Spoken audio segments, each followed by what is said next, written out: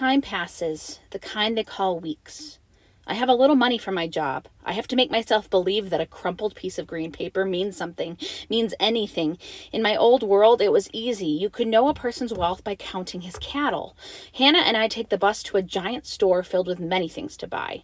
I've promised her I will not get upset this time. I want to buy my aunt some new dishes. There are stores within stores here, and music and food. It's bright and big with toys and chairs, TV machines and t-shirts. What do you call such a place, I ask? The mall, Hannah replies. I follow her to a huge, shiny store. I've herded cattle for hundreds of miles with only the stars to guide me, but I'm certain I could never find my way out of this place.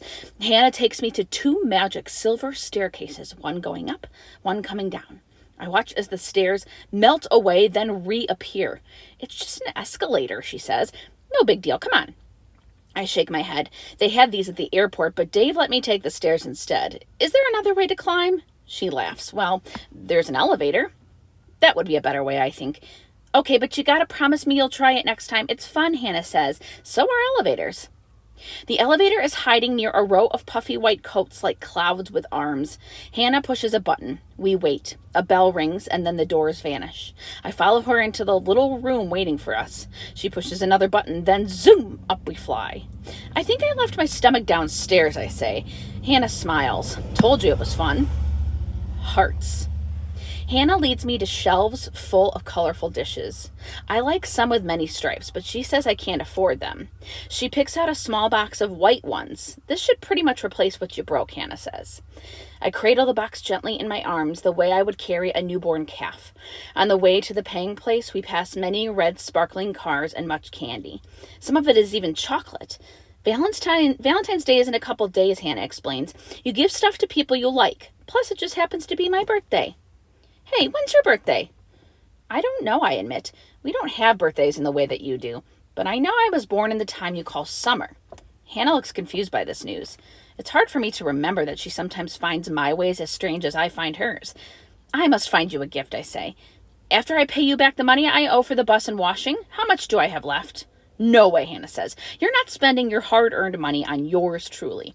But it would make me very proud, I argue, and it's my duty as your friend. Hannah grins out of one side of her mouth, a silly, tilted smile like a new moon rising.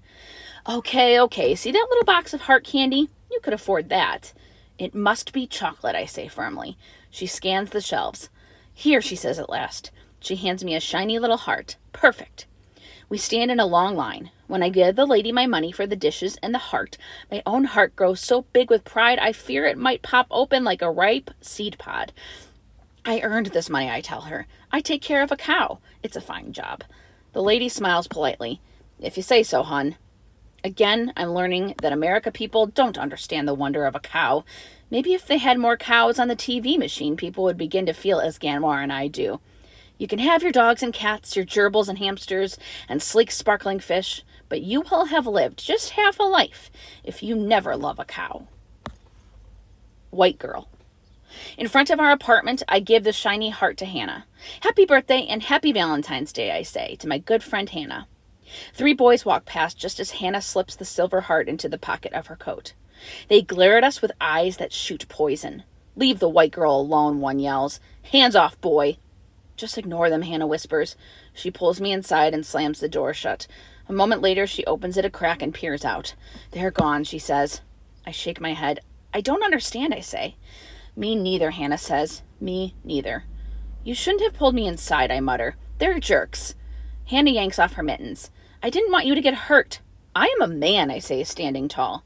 Sure you are, Hannah says. I just, didn't see the point in a fight. Why does it matter? I can't explain. Suddenly I feel tired of using words that don't belong to me. Never mind, I say. I trudge up the stairs. My aunt is surprised to see the box for me. A present, she keeps saying. A present for me? She opens the dishes and hugs me hard. You are such a fine boy, Keck, she says. I feel happy about the dishes and bad about the angry boys. It's hard to feel 2 things at once, so I try not to feel anything. I sit next to Ganwar on the sofa. Together, we watch the TV machine tell its happy, easy stories. Scars.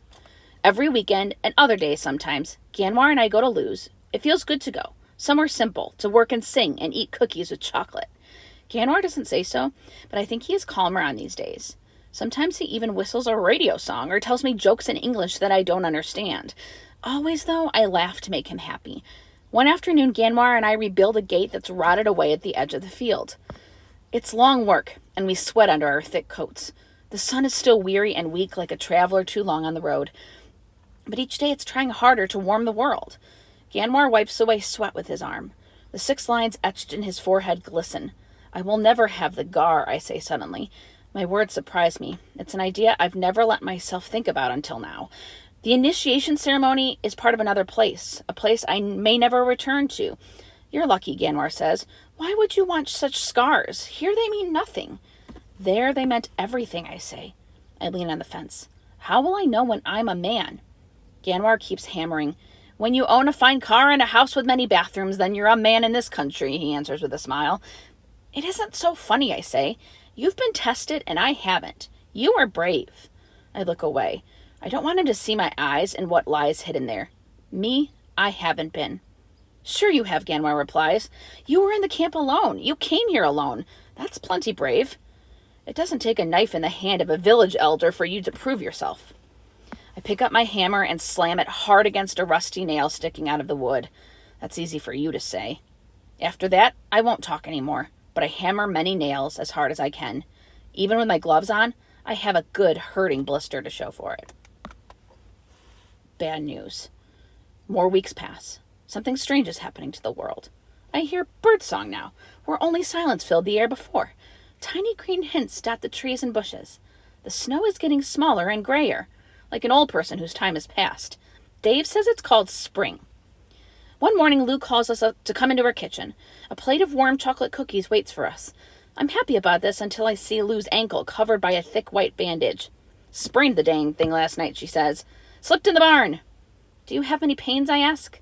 Nah, she waves away the question like a troublesome insect.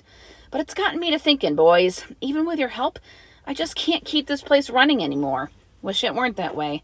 I've been here a long, long time. It's time to sell and move on. Ganwar nods. He doesn't look surprised. It's okay, Lou. We knew it probably wouldn't last. I stare out the window. Where will you go, I ask in a whisper, when the farm is sold? Lou lifts her shoulders. I'm not sure. This has been my home so long, I don't know anywhere else. I have a sister in Los Angeles. She makes a face. Not sure I could stand all that nice weather. What would I complain about? We can stay on as long as you need us, Ganwar says. He doesn't sound mad at all. He sounds like he's used to being disappointed. But what about Goal, I ask. My voice has a crack in it. Lou looks out the window, too. I don't know, Keck. They're going to build a strip mall. Won't be needing a cow, I'm guessing. She sighs. Goal is a very old, tired animal. I don't think we'll probably be able to find anyone who wants her. I'm sorry, hon. I leap to my feet.